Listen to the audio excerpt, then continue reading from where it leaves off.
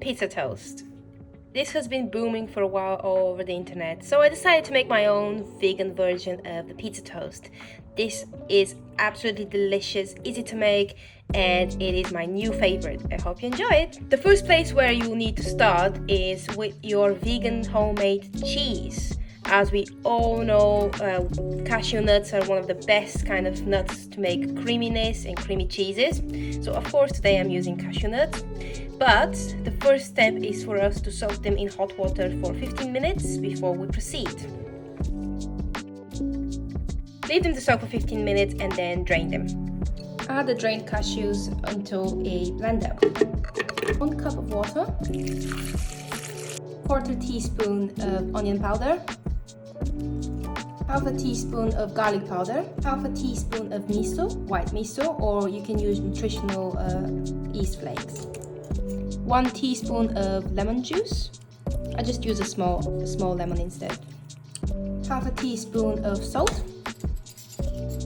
1 teaspoon of flour. I use just all-purpose flour.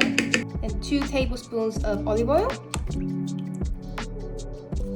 It's time to blend. Once you achieve a smooth consistency and everything is blended nicely, it's time to put this in a pan and reduce it. Now what we need to do is cook off and thicken the sauce. Make sure you stir occasionally so that it doesn't stick at the bottom, and ensure that there's no lumps or anything like that.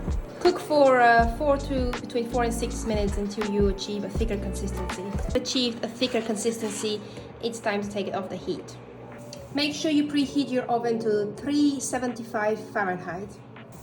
Add 2 big slices of bread onto a tray lined with parchment paper. You can use homemade kind of tomato sauce or marinara or anything, but because I want to make this recipe quick and simple, I use the shop-bought one, but you can make your own, it's very easy, but for now I'm just using one from a jar. So make sure you spread some tomato sauce nicely onto your bread slices, and then dollop some of the cashew cream cheese on top.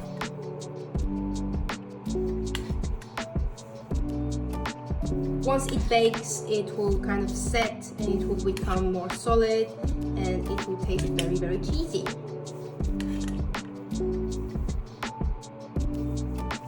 You can cover the whole slice if you want.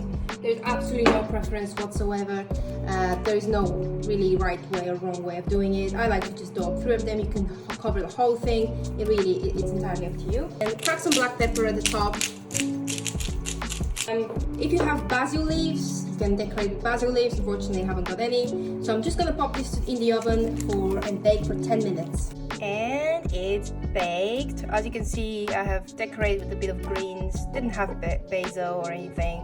And then I'm gonna sprinkle a bit of mixed dry herbs as well, just to add that extra Italian touch, if you will. And you can easily drizzle some more extra virgin olive oil, and this is exactly what I'm going to do.